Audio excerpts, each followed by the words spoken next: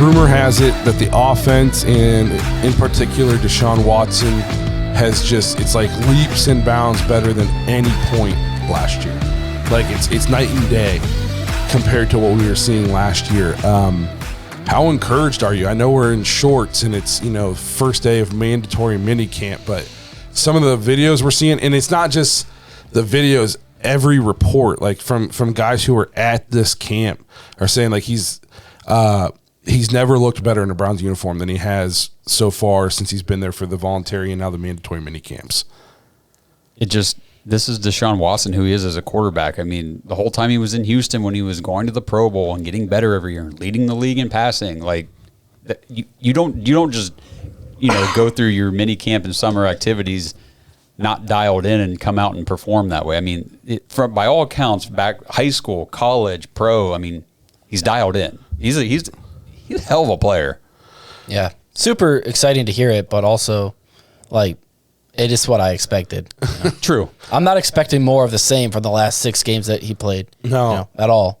I don't want to be the Browns fan who says we're going to the Super Bowl because Deshaun threw a cool touchdown to Elijah Moore in minicamp, right, whether in shorts. But it's impossible to not be encouraged by what we're hearing and what we're seeing. They look crisp, and it's like that trip they took down to Puerto Rico or whatever it was. It seems to have helped out, especially with the chemistry with guys like Elijah Moore. And all you're hearing is that him and Goodwin got something. Man, I'm looking for – I mean, Goodwin's that deep threat we haven't had. Right. And, I mean, we might see some stuff out of that. I think we will too. I mean – like Goodwin could be a sneaky fantasy stash. Yeah, I mean, I think he can kind of – would you say he'd fill sort of that Will Fuller role for Deshaun Watson? Yeah. Yeah. Like he's gonna catch bombs.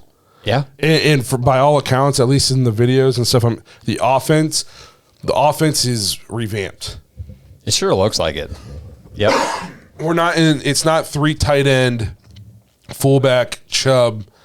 I mean, we're welcome to 2023 football. I know, and I feel like for all the people that hate Kevin Stefanski so much or want him out of here or whatever, I call those people not educated. Can we please just watch this season, because he finally has a quarterback that he can be like, I can do anything I want now, like anything. This man has called plays. I think Kirk Cousins gets a bad rap. I think he's better than what a lot of people say. But this man has called plays for Kirk Cousins, Baker Mayfield, and Jacoby Brissett. Yep. 2 out of 3 seasons in Cleveland, Kevin Stefanski has produced a top 10 quarterback in QBR. Yeah. Those are his quarterbacks. You know what I mean? Like Kirk Cousins had one of his best years ever. Baker Mayfield had his best year ever. Jacoby Brissett had his best year ever. Yep. And I understand he could get better situationally. I'm not saying he's perfect and he's above reproach. But man, guys, he's easily the best coach Cleveland has had in my lifetime.